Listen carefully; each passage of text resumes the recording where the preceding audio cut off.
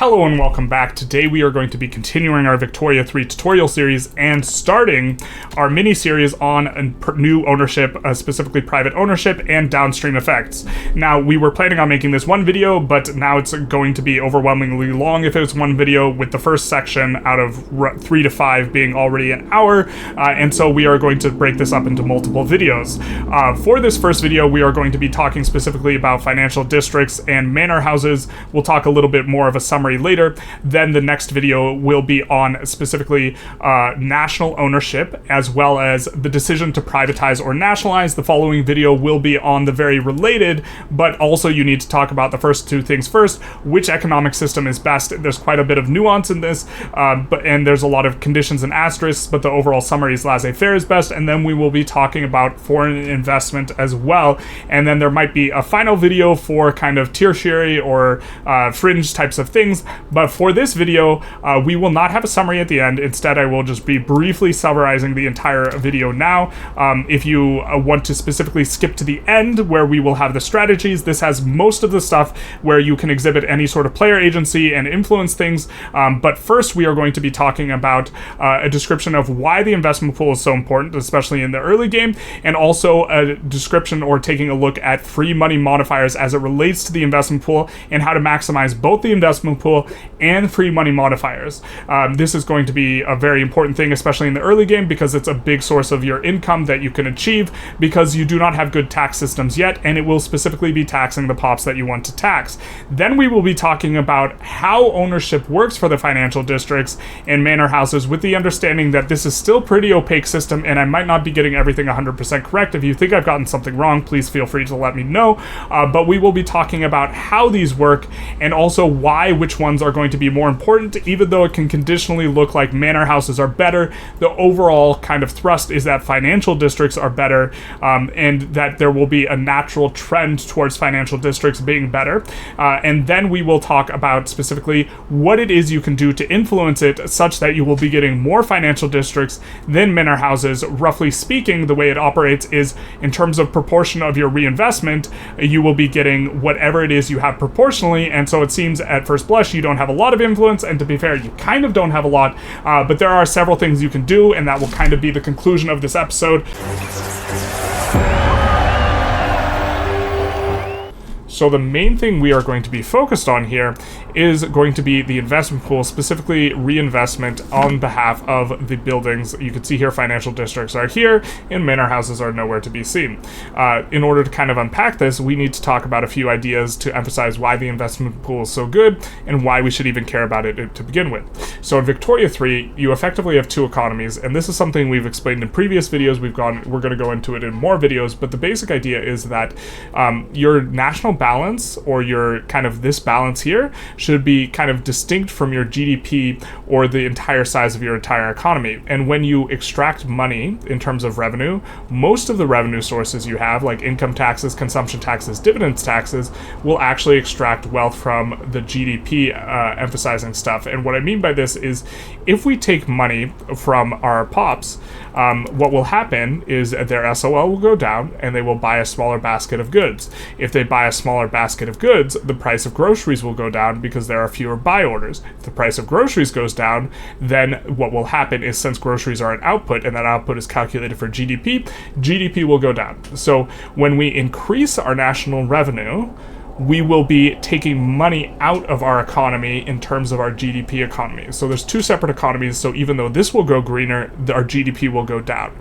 By the same token, when we engage in expenses, we create buy orders and we make the price of goods go up. So when we build a bunch of construction on steel frame buildings, we increase the price of the steel.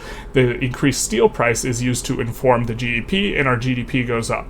And so whenever we're thinking of things in terms of when we are increasing our national revenue, we actually want to be strategic in how we increase our national revenue, and we want to increase our national revenue in ways that are better for our economy, and we want to engage in expenses in ways that are better for our economy. And while it's kind of too broad a topic, generally speaking, running a slight deficit can be a very strong thing to do.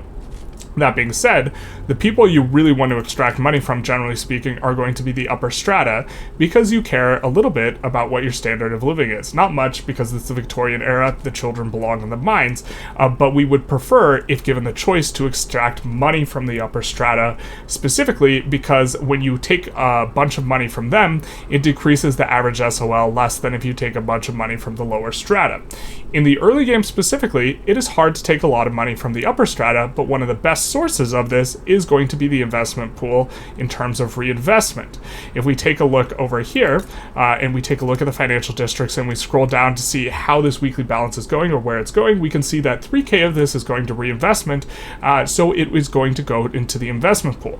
The investment pool is used to pay for construction goods and will get drained in order to pay for this investment pool transfer, which can only go for construction goods. Luckily for us, most of Victoria 3 is expenses, especially if you're playing single player, is going to be on construction goods, so you can think of this as just national revenue, even though it's partitioned specifically for investment pool.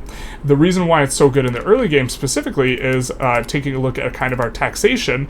It is going to be really good because often you are stuck on land-based taxation, which if we take a look, income tax rate, the rich make a lot of money, so this would tax them quite a lot. This 7% is really low. This land tax is taxing the poor. It is regressive. It is on everyone who is in a, not in a rural building, or sorry, not in a urban building, gets taxed this 0.7 ducats, or by ducats I mean pounds, of course, and so that will be a regressive tax. It's taxing the lower strata more. Per capita taxation is going to have a higher income tax rate at 15% here on our level of tax that we currently have. It'll change depending on your level, and then you will see per capita, that's everyone in an urban center. Again, this per capita is regressive, and then land tax, proportional taxation, you notice is going to be getting more progressive, more on the income tax rate, and so these flat taxes are going to hurt the poor more than the rich, because the rich have a lot more money, and these proportionate or income taxes will tax them more. Dividends tax rate will be even higher. So you can think of a good way to frame the investment pool contribution is going to be thinking of it in terms of a tax on the dividends of a building. It's a sort of dividends tax where we are going to be receiving more money. Now what comes in here, oh, this is a government building, so you can see that is not the same. But if we take a look at this, or we have to take a look at the ownership buildings here, and we will see that they are contributing, again, 3K to the reinvestment. An important thing to emphasize here, though, as well, is when we extract this 3K from the capitalists, right, they will not be spending that money on luxury furniture, for example, and they will not be increasing the price, and so this will depress the economy, but we feed it back in more construction, and then the economy is not going to be depressed. There is a free money modifier that can be achieved, and that is through investment efficiency. If we take a look at laissez-faire, our very favorite, we will notice that there is this 25% capitalist investment pool contribution efficiency modifier. It's a little bit more visible with this aristocrats investment pool efficiency modifier. The way that this modifier works is it is a free money modifier. So that 3K, we extracted it out of the economy. It didn't go for luxury furniture when we took it out. When something's a free money modifier, it doesn't get taken out of the economy, and this is particularly strong, and ownership provides opportunities for free money modifiers depending on what economic system you have. Interventionism, no free money modifier. Agrarianism, when our aristocrats give money to the investment pool, what will happen is they will always give the same money before this contribution efficiency modifier, but what will happen is 50% more will reach the investment pool. So if we were on laissez-faire, where we have this 25% capitalist investment pool contribution efficiency and 25% shopkeeper contribution efficiency, coming back to our example here, where we have 3K going to the pool, 3K would be extracted for the weekly balance and being partitioned aside to be placed in the investment pool, but the amount that would reach the investment pool would be 3.75K, with that 750,000 being money that is appearing out of nowhere. This is very strong because it is not depressing our economy here, and so this allows us to stimulate the economy so that it is loud, like the loud car outside, a little bit of a rumble, if you will. And so this is one of the reasons why it's so important, because A, it allows us to extract taxes, especially in the early game, from the rich pops, and B, it allows us opportunities for free money modifiers because more money will reach the investment pool than was pulled out of our economy, and this is a preferable way to extract money from the economy. So there are several differences between the financial districts and the manor houses, but the one we really care about as it relates to contributions to the investment pool is who owns the building. The financial districts are owned by the capitalists and shopkeepers, and the manor houses are going to be owned by the aristocrats primarily, and then also the clergy. What this is significant is because if we kind of jump into the wiki here, different types of pops will contribute different percentages of their dividend income to the investment pool. If we take a look here, we see that the investment pool gains funds from pop contributions. This is going to vary based on what type of pop they are. Farmers, notably on homesteading, will contribute 5%. Shopkeepers will contribute 5%. Clergy will contribute 20%. I do believe this is new in this patch, and this is very substantive for increasing the overall strength of the devout. If you've noticed in 1.7, the devout is stronger. This is a big reason why. And aristocrats will contribute 10%. This is a notable difference over previous patches, they contribute 20%. This is a notable difference over previous patches where they only contributed 20%. This is a huge buff to aristocrats, and capitalists contribute 30%. And again, this is a buff from 20% to 30%, but one notable thing to be really aware of is that the aristocrats have doubled their contribution efficiency. Capitalists have only plus 50% their contribution efficiency. Now, beyond the just trust me, bro kind of explanation, we're going to take a look at a couple examples because in the past, on Industry Banned, for example, the math is not actually math, and investment pool contribution has not applied properly. This is notably a flat modifier, so this, instead of giving an efficiency modifier, this is not a free money modifier. It boosts the contribution of the aristocrats up to 45%. That being said, you lose out on the free money modifier. So let's take a look at a couple examples here, starting with the manor house over here. Now, you might take a look at this manor house, you might take a look at its profitability, and you might say, generalist, I'm really good at math, and I see that 134 divided by 818, that's not the promised 20%, and this is owned by two people who contribute 20%, the clergyman and the aristocrats. What gives, my brother? Well, this actually doesn't have a full cash reserve. So if you're paying cash reserve, you first less the cash reserve number from there, and then you multiply it by, once you get this, you will get the number of 684, and if you do 134 over 684, you get 19.5%, which is close enough to the paradox math, because we always have paradox math where we round off the paradox math. And so the number doesn't look precise, but 19.5%, that's roughly 20%. And if we take a look also in the workforce here, and we take a look at the aristocrats, we will see they are getting dividends, and so will the clergymen be getting the dividends. The laborers are not getting the dividends. This is another place you can check if you want to verify that things working as it should, which again, doesn't always happen, but I think on the latest patch I haven't seen any sort of errors. That being said, an important thing to understand about the financial districts is these shopkeepers own part of the building. The shopkeepers, remember, their contribution efficiency is just 5%, and you can see they're getting dividends. Now, they're getting way less dividends than the capitalists, and okay, it's also going to be split proportionally, and they're not all in one basket. They're split based on pops, but they will be getting way more capitalist investment pool contribution efficiency. When we take a look at the profitability of this building, you might notice, hey, 30% of 12K, that is quite a bit more than just 3.07K. This is roughly 25.5%. And so what percentage of the building is owned by the capitalists and what percentage is owned by the shopkeepers? Well, I'm glad you asked because we did the math slightly wrong the first time. But if we take a look at the financial district in Western Hubei, it's really easy to see what's going on because they have exactly one pop that is one group of population for both capitalists and shopkeepers because they only have one culture and one religion. And when we take a look at how much dividends are going to the capitalists, it's 1.88K. And when we see how much is going to the shopkeepers who actually receive a wage on top of this, their dividends are going to be 377, which is 1/5 what the capitalist is receiving, which means that the shopkeepers own 1/6 of the building, right? So 5/6 to the capitalists and 1/6 to the shopkeepers for a total reinvestment of roughly 25.5%, something around there. But what this is going to mean, or another thing that's going to be important to note, is that the fact that we're extracting less from the shopkeepers is actually going to be a little bit better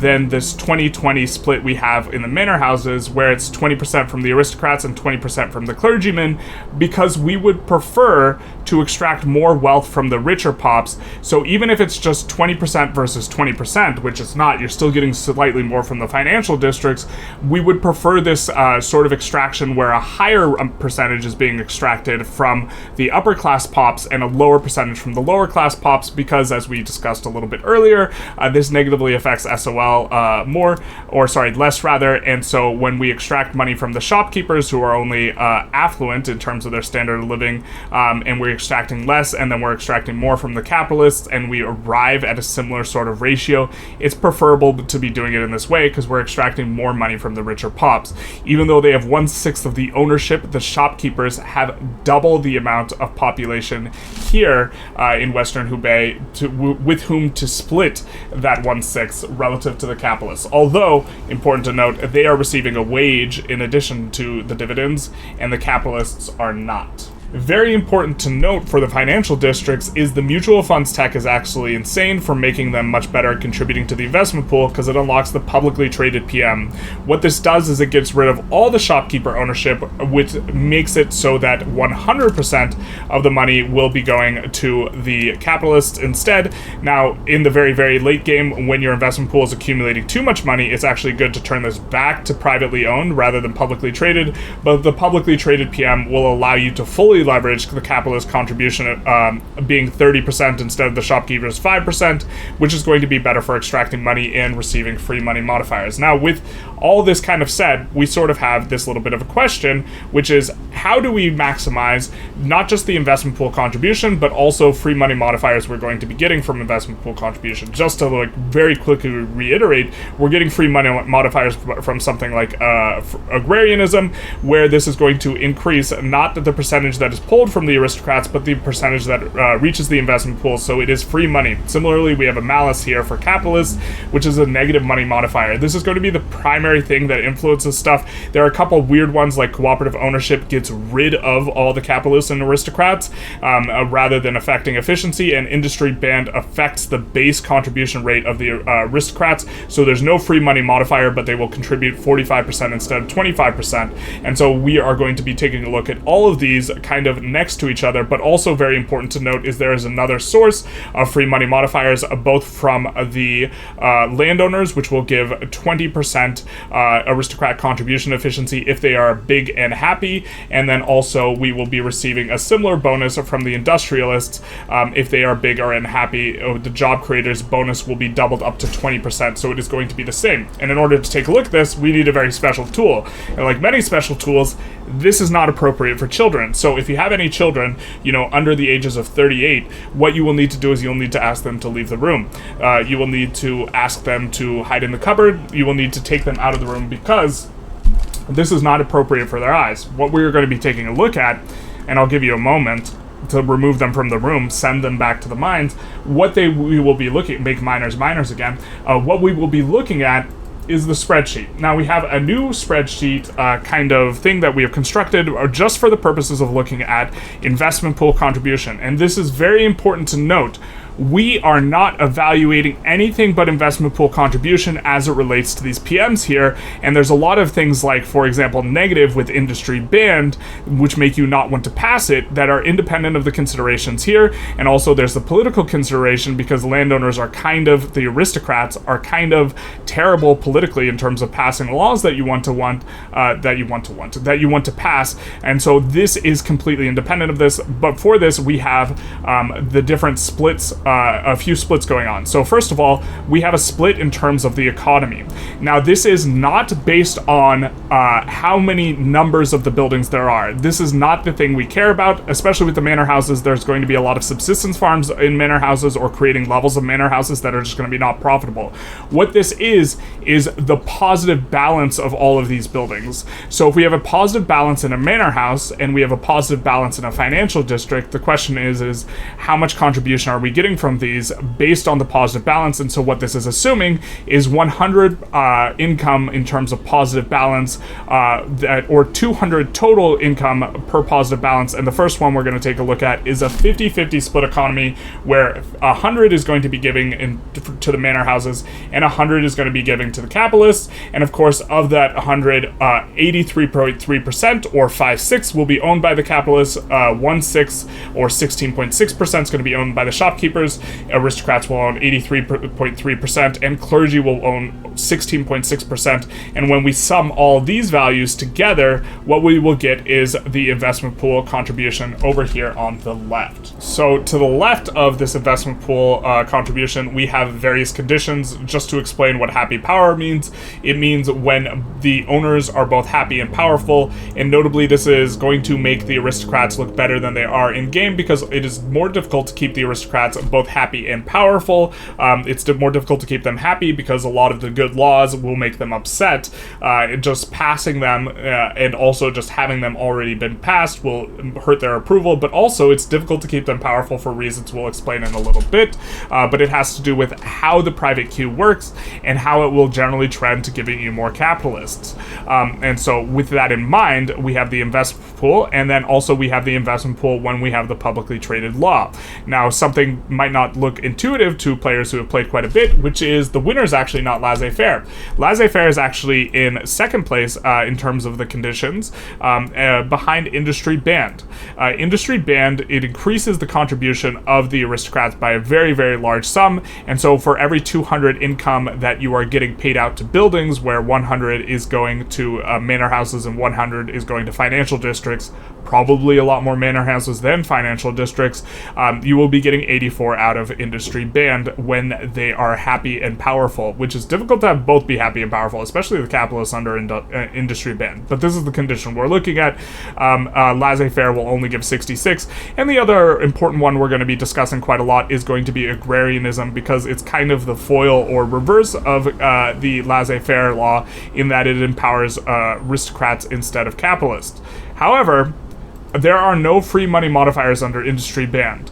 And so even though you're getting more raw money, you're extracting this raw money out from the economy, and what really, really stimulates the economy and allows you to spin things up is going to be getting not just the most money, but getting the most free money modifier possible. Now, to be fair, if you are ever running max taxes, and you are running minimum payments, and you are doing everything to squeeze every last juice out of your economy, then having something like this would be preferable, not considering all the negative things of industry band that are not related directly to the investment pool. However, if you're ever running lower taxes, or not maxing out your taxes and lowering all your wages and all these types of stuff, then you would rather have free money modifiers, because they stimulate the economy. And if we take a look here, they still get a decent free money modifier when everyone's happy and powerful, but good luck getting everyone happy and powerful under industry band.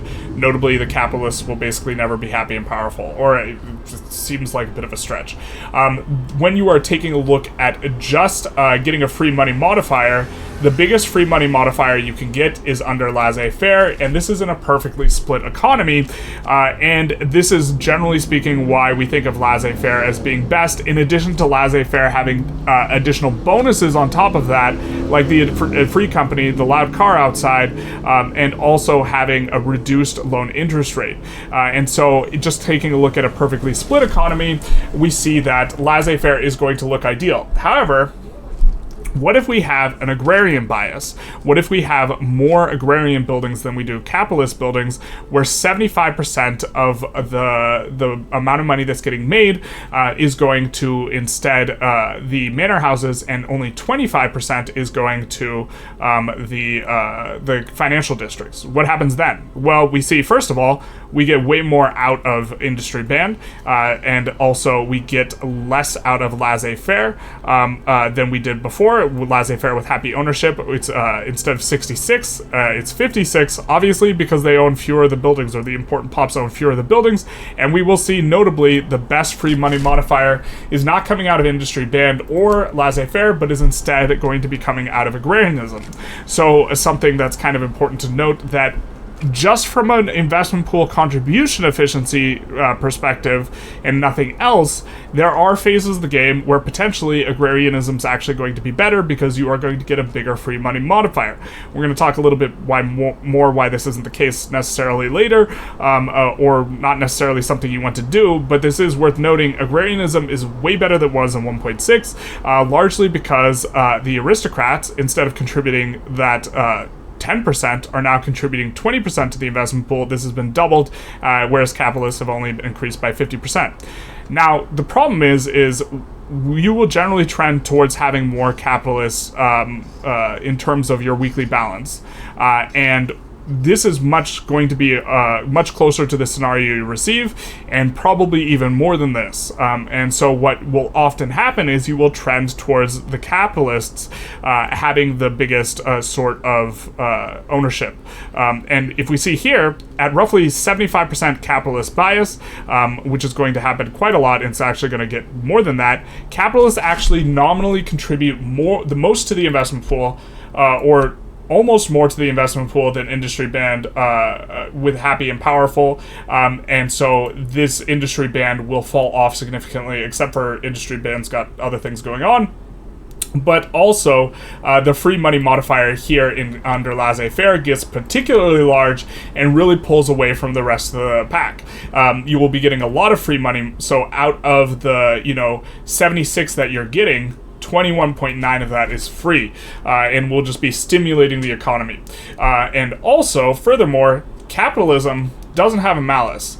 It doesn't have a malice towards the aristocrat ownership, so even when aristocrat ownership is predominant, you're not getting a negative money modifier. If you are on agrarianism, and most of it is capitalists, and you have a capitalism bias, you will actually have a negative money modifier, and this is particularly bad and should be avoided.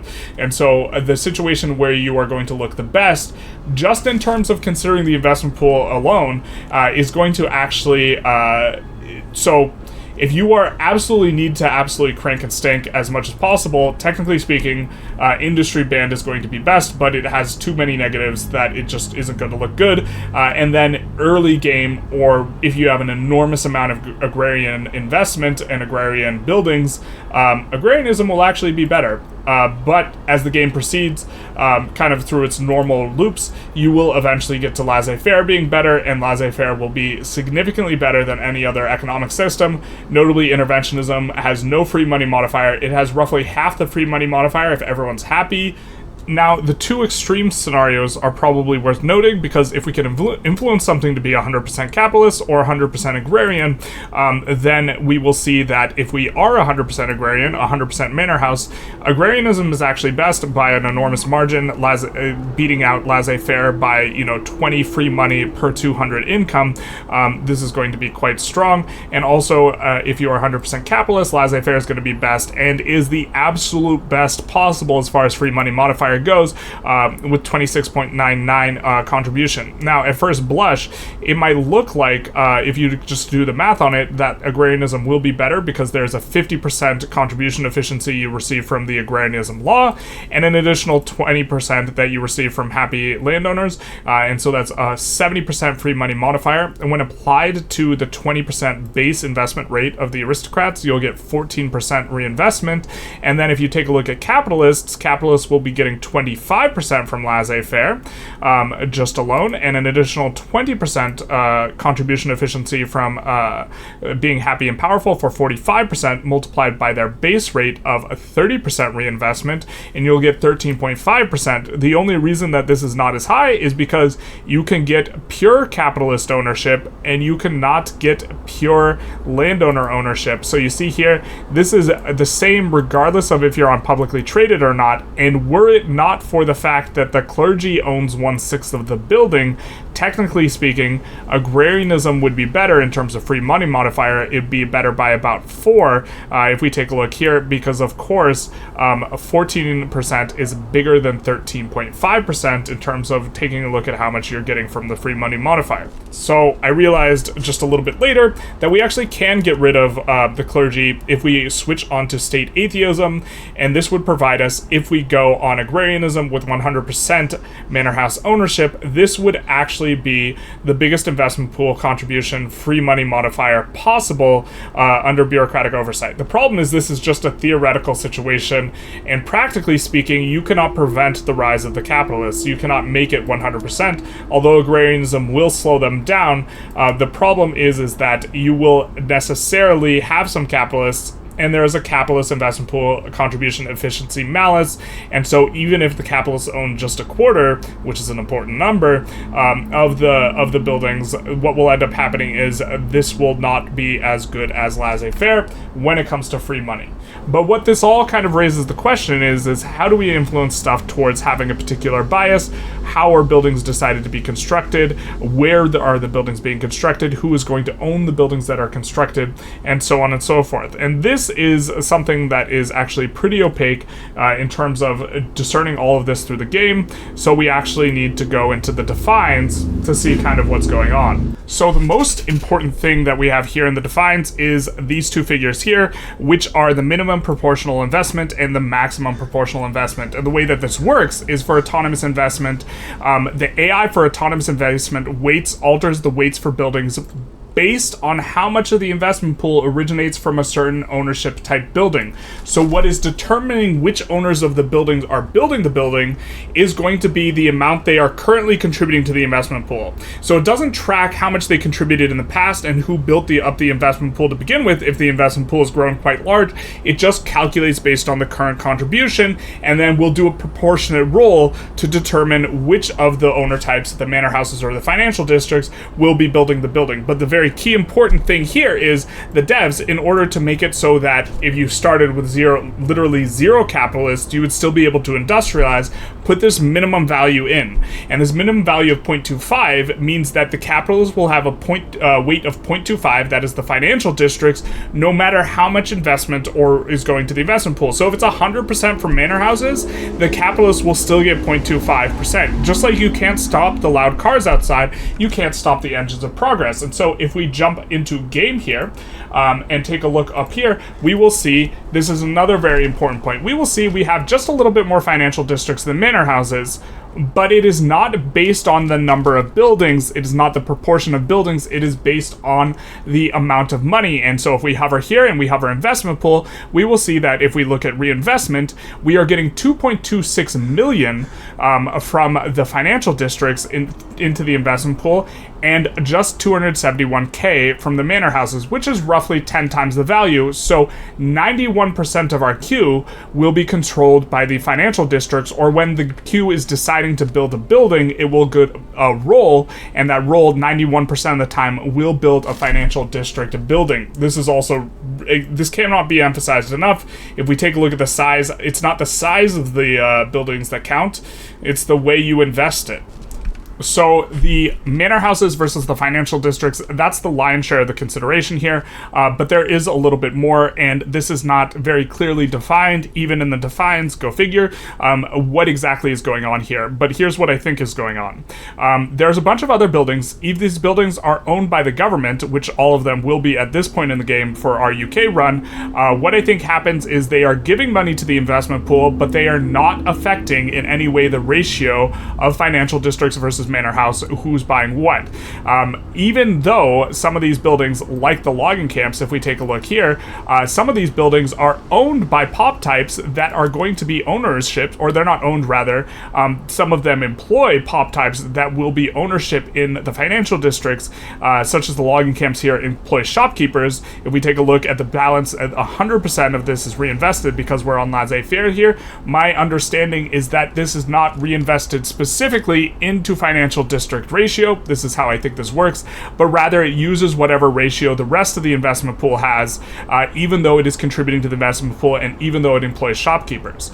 Now, beyond the government ownership, which I don't think informs this ratio, there is also locally owned industries, which are going to be present in the very early game, but will generally get bought up by private industry. There's not a thing you can do to prevent this, but my understanding is they will contribute to the investment pool, and they will be a part of this weight, and they will just buy more locally owned buildings. However, the locally owned buildings will be owned by farmers and shopkeepers. They only have a 5% investment pool contribution, and locally owned buildings can be purchased and privatized, and so over the course of the game, they will eventually get privatized, and they will not be able to, kind of make it out of the early game, but in the early game, they will be a thing. However, if you are specifically on the law for cooperative ownership, then everything gets locally owned. They still contribute to the investment pool, and they will buy and build locally owned buildings, and so in this way, the local ownership can kind of prosper and be allowed to happen,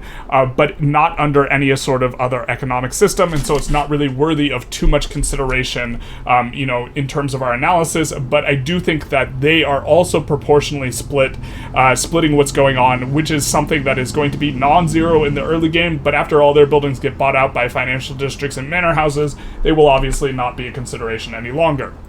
Okay, so once we know who is going to be building the building or privatizing a building, which we will talk about more in a different video, once we know who is going to be building a building, what it does is it rolls a different sort of weighted roll. The first rated roll was who gets to build the building. The second is going to be what building it builds, and there will be a very significant bias for the financial districts or the manor houses in terms of what they want to build.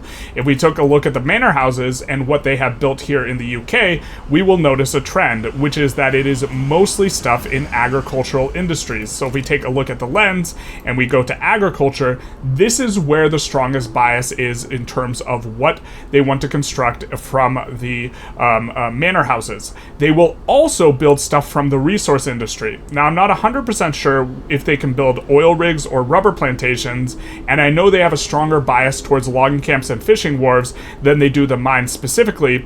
And if we take a look at kind of our registry here in our UK game, we will see there is virtually no mines or logging camps here, and it is overwhelmingly agricultural stuff. Now, a strong reason for this is the fact that in the UK, you start off with the very strongest capitalists at game start, and so they will really not, the aristocrats will really not have good opportunities to buy the mines and this sorts of stuff in terms of their weighted role, and because the capitalists will be buying up the mines or building the mines more often because they will be winning the weighted role in terms of who builds the building first, and they will be having kind of bias towards the mines and this type of thing.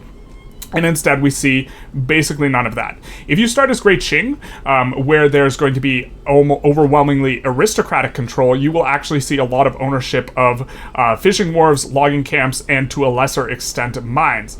You will also notice there is literal zero manufactories in here other than arts academies. Now, it's my understanding that they just straight up can't do it, but I've seen a screenshot where they have something other than an arts academy built, and so I really don't know if this is a bug, what appeared in that screenshot, or if this is just kind of how things go. And so there are maybe some strategies you can execute around specifically building manufactories and then privatizing them, and we won't go too much into that now, but the idea is if you privatize a building, it takes less construction, or it's less expensive for the investment pool to operate that building, and so in theory you could feed stuff to the financial districts easier, but we'll kind of talk a little bit why that won't be so good in just a second. But the manor houses, when they win the role to determine who's going to build the building, they will primarily build an aristocratic thing. The financial districts, when they win a role to decide who builds the building, is going to just basically be an inverse of that. They are going to really value manufactories and mines specifically, and they are not going to value agriculture, although they can buy agriculture. They can buy literally everything, which is not the case for manor houses, which seem to be incapable of purchasing manufactories, like the loud car manufactory, of course. Now, there is something that is going to be very notable here, which is, okay, well, we know what they're building. Well, how do they decide what to build?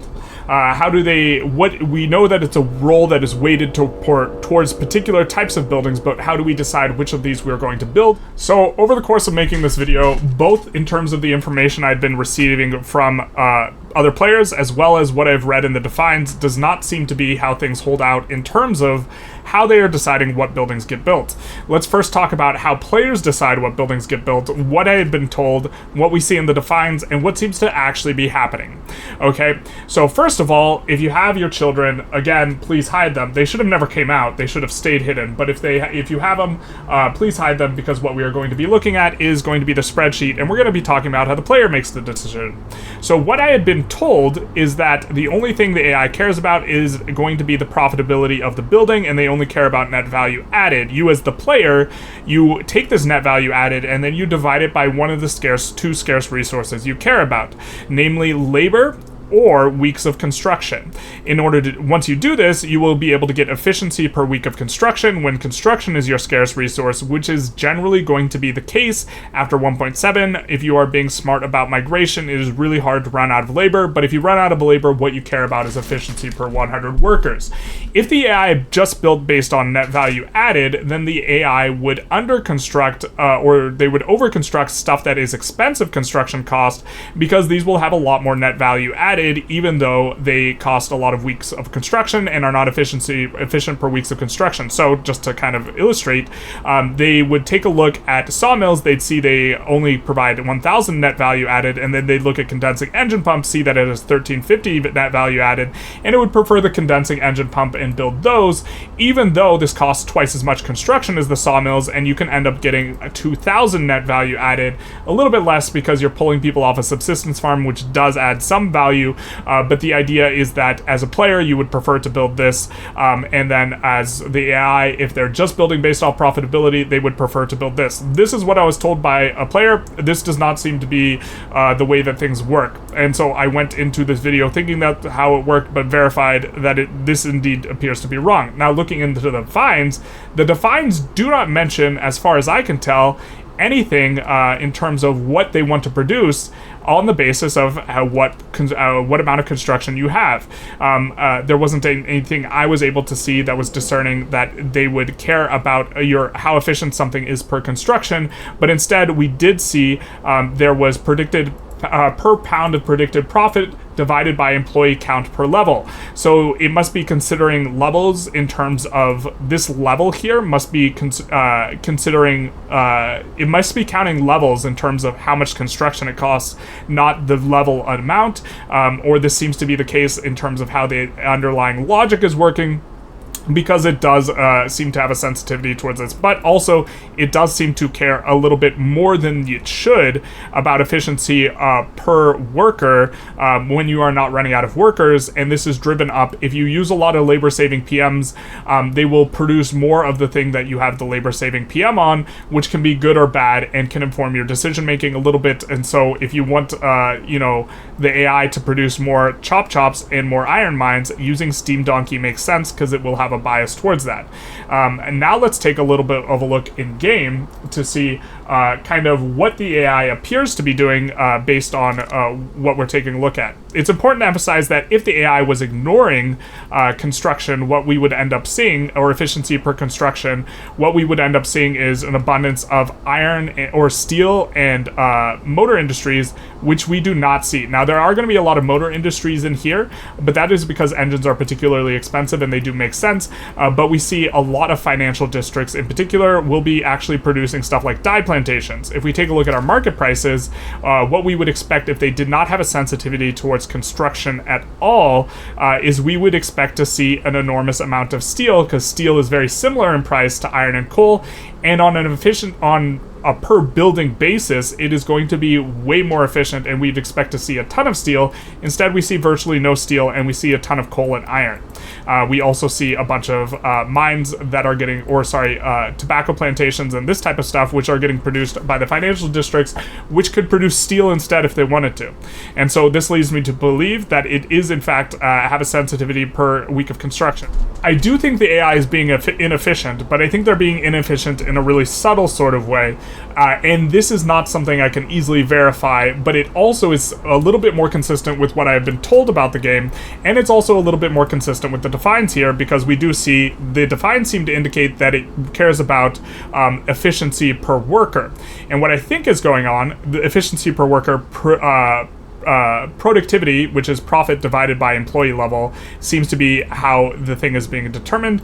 And what I think the AI is doing is I think they are taking the net value added, and then they are dividing it by the number of workers, so the amount of laborers matter, and then we have efficiency per 100 workers. But then I think they are further dividing this by the number of weeks of construction. And so we will see a bias towards, if this is the case, a bias towards buildings that are less profitable, but have more labor, or sorry, that have less laborers. So if we turn on Steam Donkey, and it doesn't increase our overall profitability, but it lowers the amount of laborers, this is decreasing the denominator. So if we take the net value added and we divide it by laborers, and then we divide it by the weeks of construction, we will see the AI be more inclined to build these types of buildings. And I think this is what's going on, and it is quite subtle, but this does mean that we will see the AI, if this is what's going on, we will see the AI overproduce things that have labor-saving PMs turned on, which is very subtle type of thing, because it means that they will care a little bit less about the profitability instead of caring about productivity, and then they will care about the efficiency per week of construction. This is what I think is going on. I really don't have a really good way to confirm it. If someone has a good way to confirm it, please let me know. I'll pin it in the comments, this type of thing. But other than just raw dog counting it, which this is too many buildings to try and do, and also the fact that there is a randomness factor, so even if you are getting feedback, the feedback might be due to randomness and the nature of it being a roll, so you would have to have an enormous sample size in order to eliminate randomness as a factor that is determining whether or not this phenomena is happening, where it is going to be taking not just efficiency per 100 workers, but also efficiency per week of construction into account. Now, I thought there was another source that would pull you towards a capitalist orientation in terms of the reinvestment. When we take a look here, we know that roughly 9% will be reinvested in the manor houses, and I thought that it would do each nominal building per roll and not have a sensitivity to construction. It actually does. So if we take a look in here, we see that we have 257 private queue buildings being constructed, and of these we probably counted poorly, but even a poor count is good enough count for a kind of a rough sort of thing, and we counted that 87 of these buildings are manor house buildings, which is roughly a third. And what this means is that there is a sensitivity to construction, in that the average construction cost of a financial district building is going to be higher than the average for a manor house building. And so what it is this 91% will be proportionate to the total construction costs of these buildings. Now, this is without an analysis where we are, taking into account construction efficiency, which is something that is kind of a lot to think about. The construction efficiency in the financial district buildings will probably tend to be better, because these are building in places that probably have construction sectors.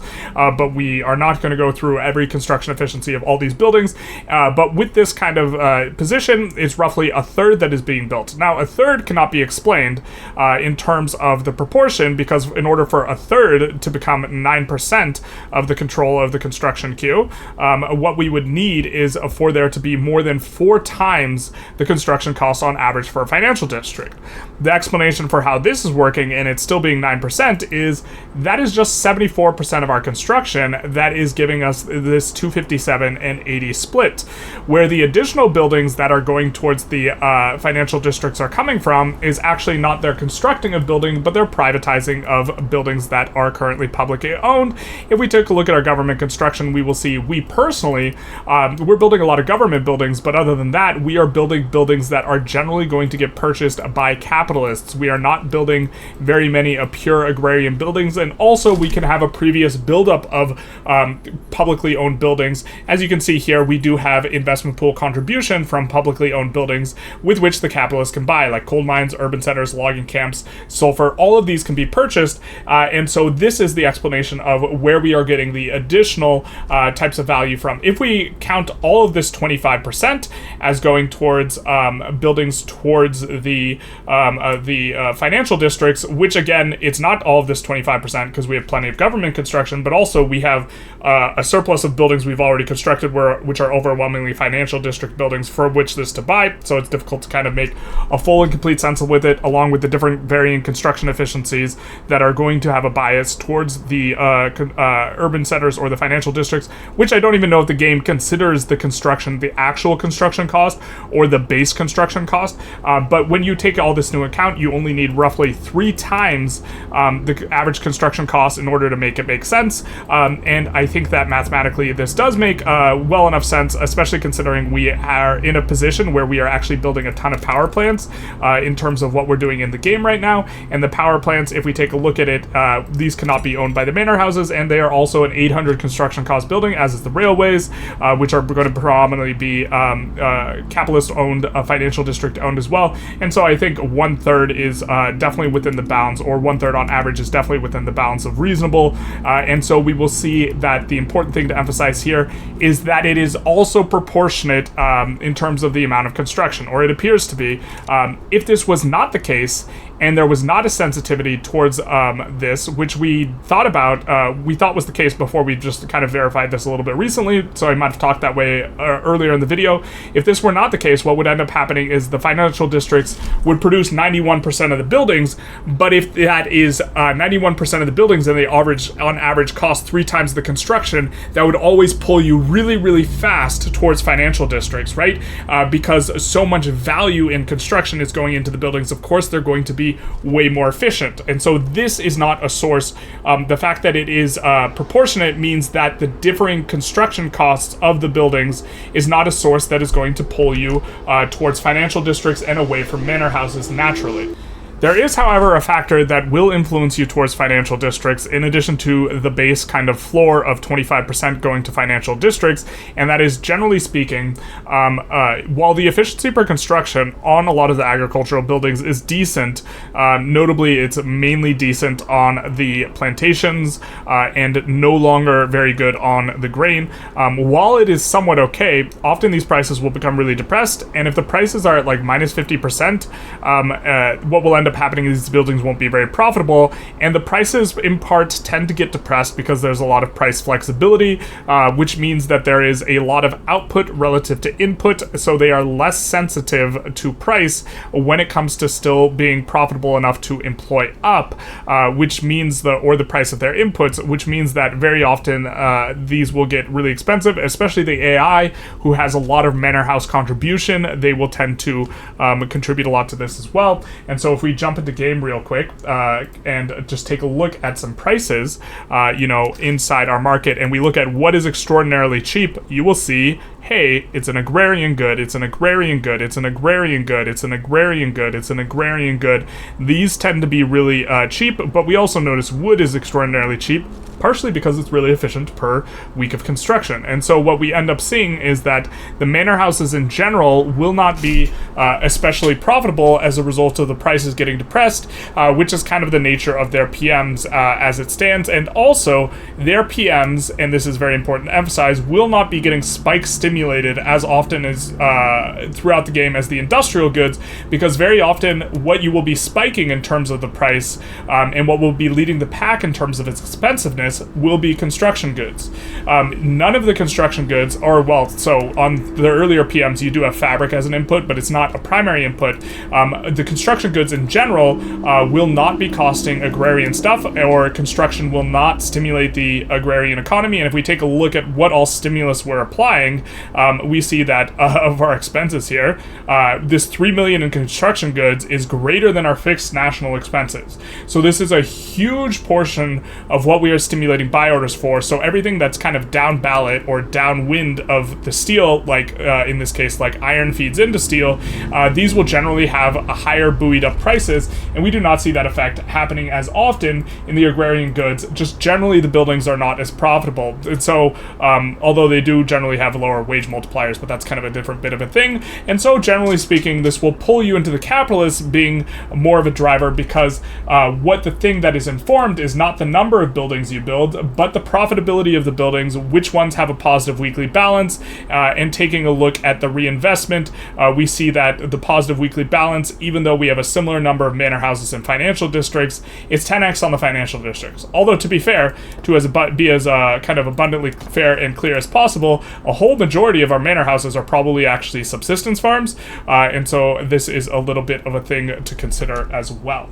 Okay, so we kind of have all of our background knowledge necessary to understand that investment pool is important. We will naturally trend towards capitalists, and under a capitalist system, we will prefer to be laissez-faire and have happy, powerful industrialists. And also, once we are deciding to go capitalists, we are going to prefer to have as much financial districts as possible, because this is going to make us the most money under interventionism, which is kind of the second best law, but we're not going to go into too much detail on the laws. And what the question is how do we make it so that we have more of a capitalist bias, or how do we encourage this when we know this is the eventual trajectory we want to go? And so this is a little bit difficult for us to influence because, again, reinvestment is proportional to how much you're making money. We just know that it'll naturally trend towards it. The question is what can we do in terms of player agency in order to accelerate it so that we have as large a proportion under financial districts relative to manor houses? So the first one is one I am not sure how this works, and I don't know how to verify it in an immediate future, but in terms of our government construction, when we construct a building and we put it up for sale, it will cost, in terms of the investment pool cost, roughly 1/3 of the price of the building. I am not sure how exactly it is that this is going to be calculated in terms of whether or not they consider it buying at full price or buying at 1/3 price. They only pay the 1/3 price. If they consider that 1/3 price to be part of their ratio rather than the full price of the building, then effectively whatever buildings you are setting up for being nationalized, that is when we finish this logging camp and it is set up to be nationalized, which it is done naturally because we are on laissez-faire, it seems to be the case, and we will try and take a closer look at this in the interim before the next tutorial.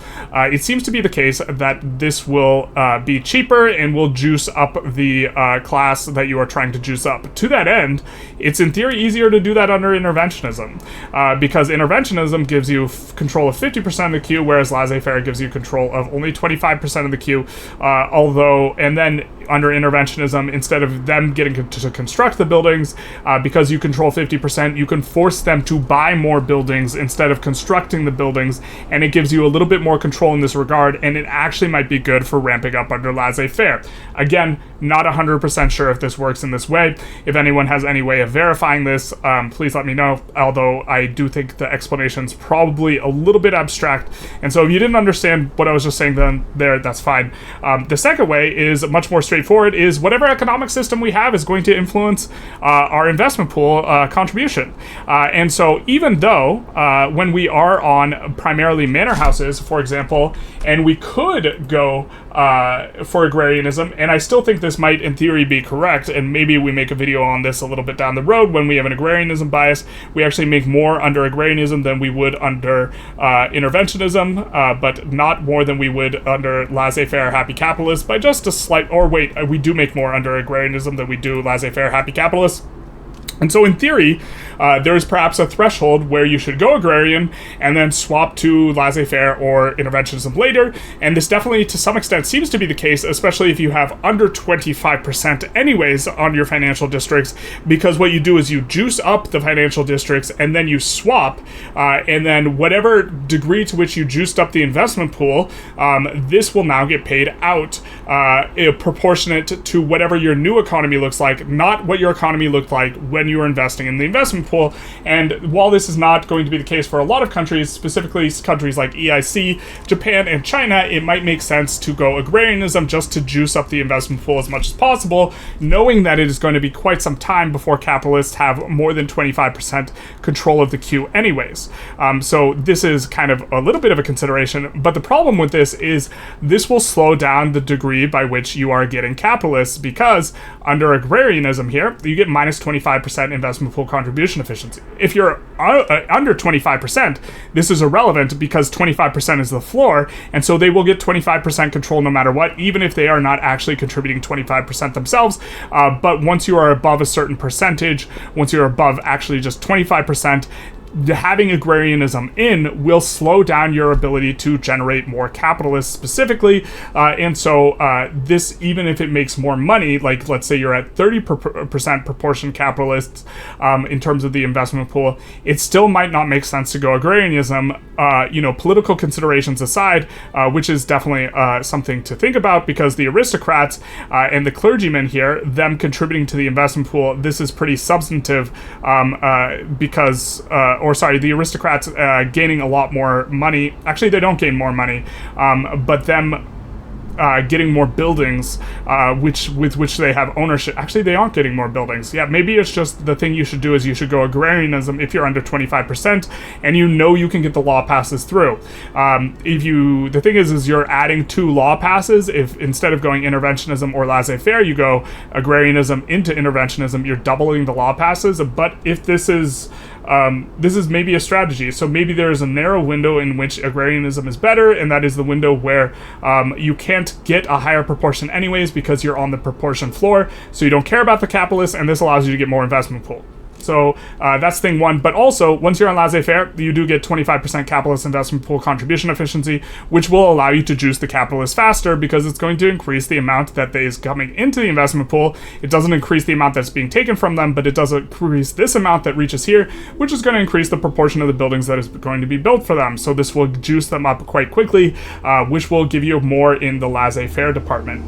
Next up, and this is not something we're going to talk about extensively, but you can do land reform, and you can switch ownership here, where you are going to get minimum worker-owned agricultural levels if you go homesteading. What will happen here is if the workers own it, then it's not owned by the manor houses, and so you can cut in half the manor house ownership share of grain specifically. Agriculture is grain, ranches is ranches, and so this is something you can do to kneecap the relative proportion that's under manor houses because you're making it locally owned. Under homesteading. Under commercialized agriculture, this will also increase the weight towards which capitalists are willing to buy the agrarian stuff. I'm actually not sure to what extent this is good, but this is something we need to take a closer look at. But homesteading in particular will weaken the manor house proportion. And finally, and this is probably the area in which you will actually have the most agency, is trade. We know that the amount that we are getting into the investment pool here in terms of reinvestment, this has to do with how much money buildings are making. If we have a building in Lancashire, let's actually click on Lancashire instead of the home counties so the Brits don't get angry. If we have a building here and it has a positive weekly balance, then this means some of this is going to dividends. So this is going to a bunch of different financial districts. You can follow the yellow lines. That's where all of them are owned.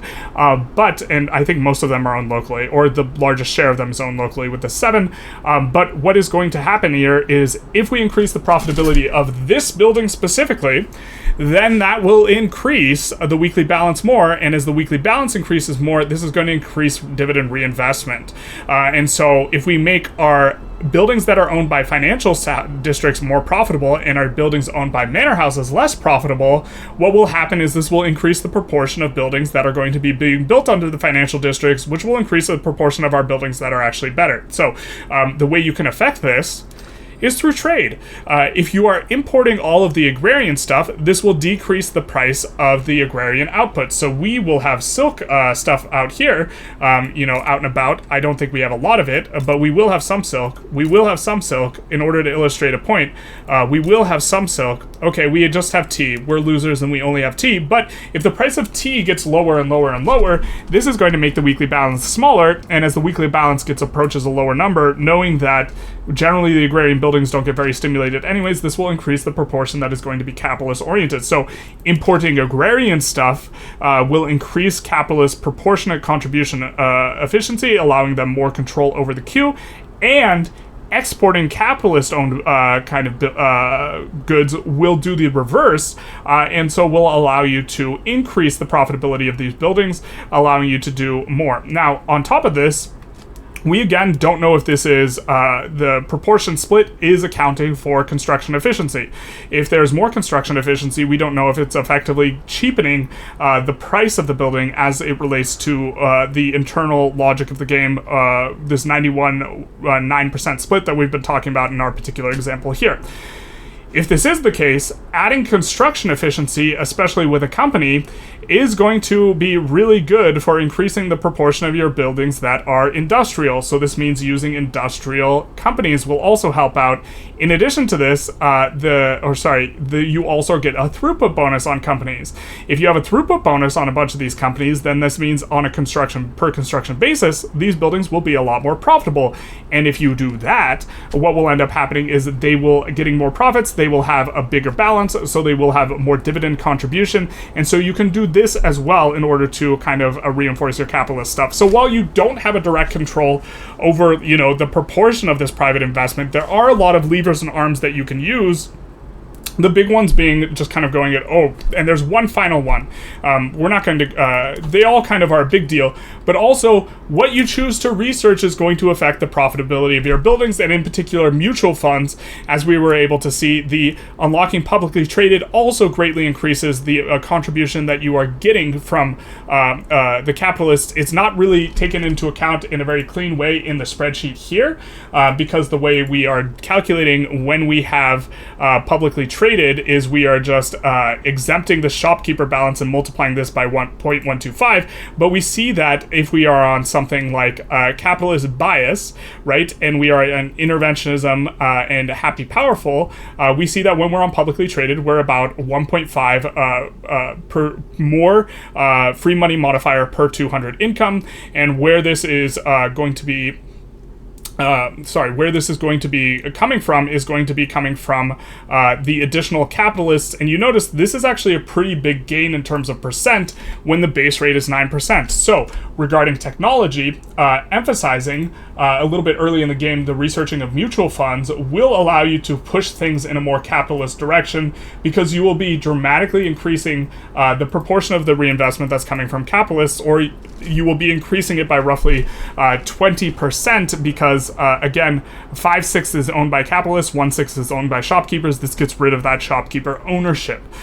Also, what production techs you are researching will also affect this. If you rush pump jacks, right, and you have a ton of agrarian buildings, you are going to incentivize your queue to lock you in on manor houses longer, because the investment pool is based on the reinvestment, which is based on the profitability of the buildings. You increase the profitability of all your manor houses oriented buildings, because the financial districts prefer not to buy the stuff that uses pump jacks, and so you will see more stuff being constructed under the manor houses. So foregoing something like pump jacks might actually be for transforming your economy good, although if your economy is mostly agrarian, pump jacks is insane for increasing your GDP.